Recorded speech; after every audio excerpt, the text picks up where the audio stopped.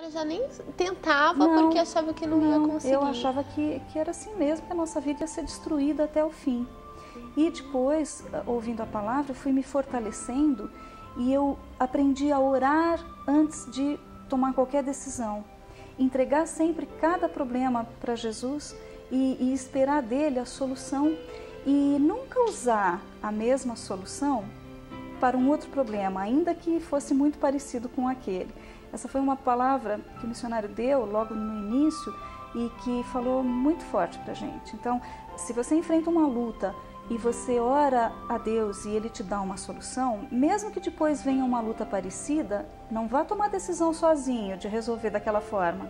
Ore a Deus de novo. Deus ele vai te dirigir de novo. Estratégias diferentes para conquistar. E foi assim que eu fui me fortalecendo e recebendo as bênçãos, né?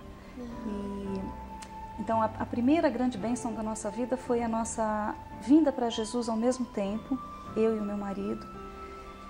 Com isso, a gente conseguiu reerguer a nossa vida, passamos a dar testemunhos para os nossos filhos, que tenho certeza em breve também serão convertidos, porque eles presenciaram a mudança radical na nossa vida, a solução dos problemas todos e a nossa mudança mesmo, íntima, né? E a outra bênção quase que imediata também de quando eu vim para a igreja foi parar de fumar. Eu fumava há 32 anos, não tinha vontade de parar e também não imaginava possível parar de fumar. Só que eu percebi que o cigarro era incompatível com Jesus. E como é que a senhora foi percebendo isso? Foi ouvindo a palavra, vendo que o teu corpo ele é templo do Espírito de Deus? Isso, exatamente. Quando que Deus assim. ele foi e falou realmente ao teu coração, a senhora decidiu largar o cigarro, pedir ajuda para Deus para ter essa libertação? Então, nós começamos a frequentar a igreja em maio.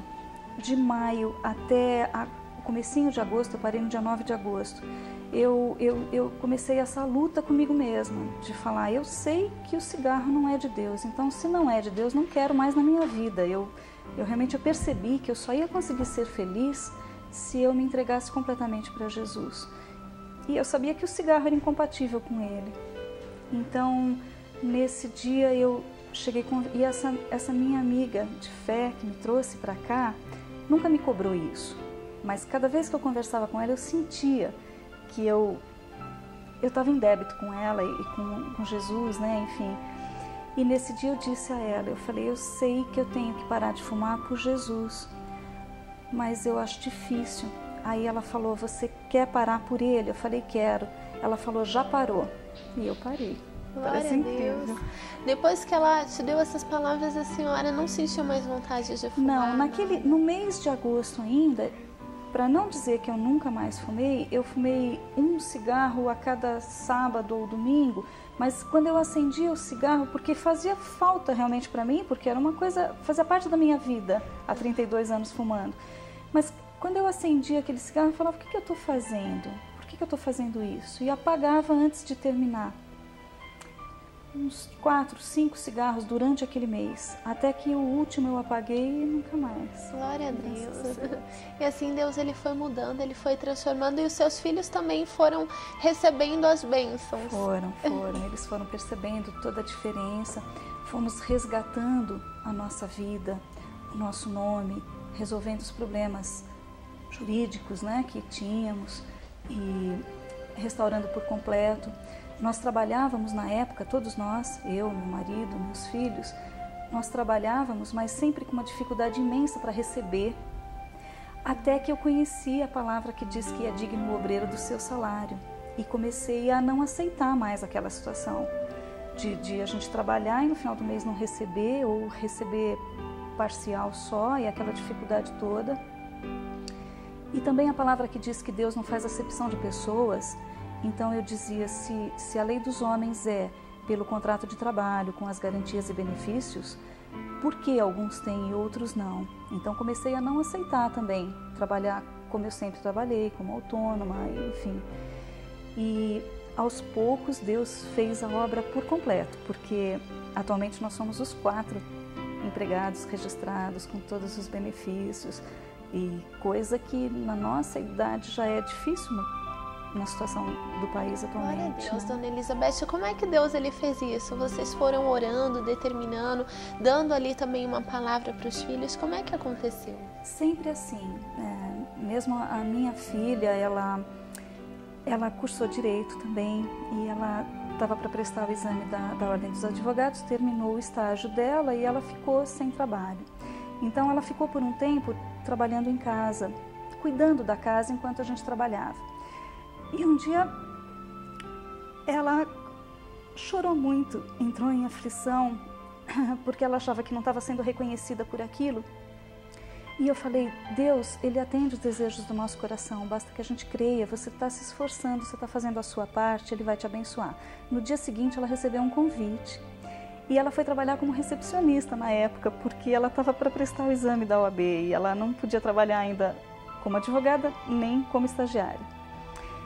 E naquela semana, meu marido ouviu, num dos cultos do missionário, dizendo que se alguém tivesse nessa situação para crer em Deus, e aí o meu marido sentiu de associá-la também. Nós já éramos associados, nós dois.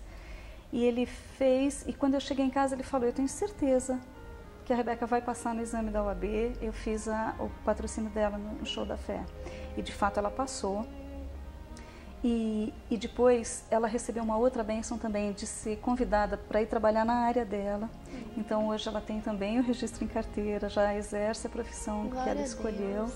Tudo baseado sempre na palavra, que foi o que a gente aprendeu, que Deus ele honra a palavra dele. Isso nós aprendemos aqui na igreja. Que não adianta a gente orar para Deus e pedir simplesmente que Ele nos ajude porque estamos sofrendo. Não é assim. A gente tem que verificar se aquilo que a gente precisa e pede está de acordo com a palavra dele. E se tiver, é com fundamento nela que a gente deve orar e acreditar. E ele honra de fato. Qual que é a diferença que a senhora vê na vida que a senhora leva hoje e na vida que a senhora levava no passado, Dona Elizabeth? Qual a principal diferença? A principal diferença, tirando a nossa vida em si, que hoje é uma vida de bênçãos, de harmonia na nossa casa, a reação que nós temos nas dificuldades, nas lutas.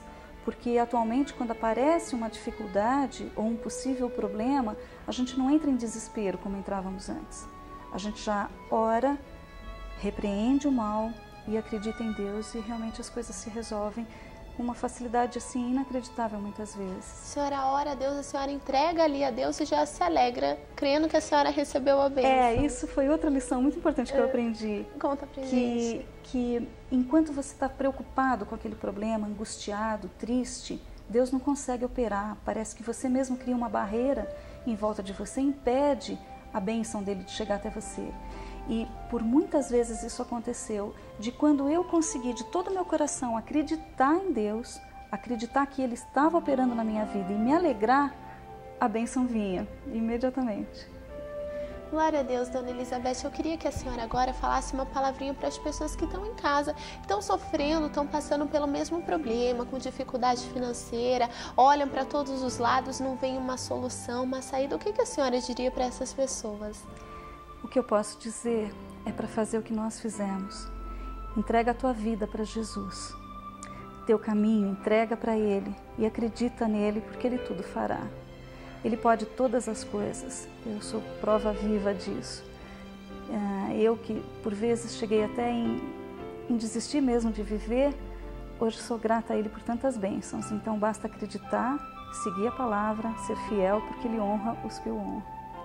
Glória a Deus, Deus realmente honrou a vida da senhora, alcançou ali a vida dos filhos, honrando também.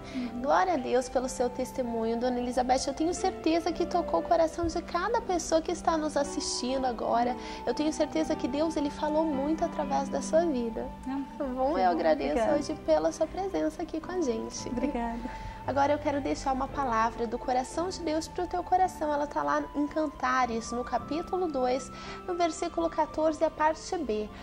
Mostra-me o rosto, faze-me ouvir a tua voz, porque a tua voz é doce e o teu rosto, ele é amável. Deus, ele fala que ele quer ver o teu rosto, ele quer ouvir a tua voz. É através das tuas orações que você chega diante de Deus. A palavra de Deus diz que a tua voz, ela é doce, o teu rosto, ele é amável a Deus. Há quanto tempo você não tem se colocado diante de Deus? Há quanto tempo você não tem buscado a face verdadeiramente de Deus? Mostra o rosto ao Senhor neste dia e Deus, ele vai trazer honra à tua vida também. Faz Deus, ele ouvir a tua voz. Começa a se colocar diante de Deus, a entregar o teu caminho a Deus. E Deus, como a irmã Elizabeth, ela falou, Deus, ele tudo fará. Ele quer ouvir a tua voz no dia de hoje.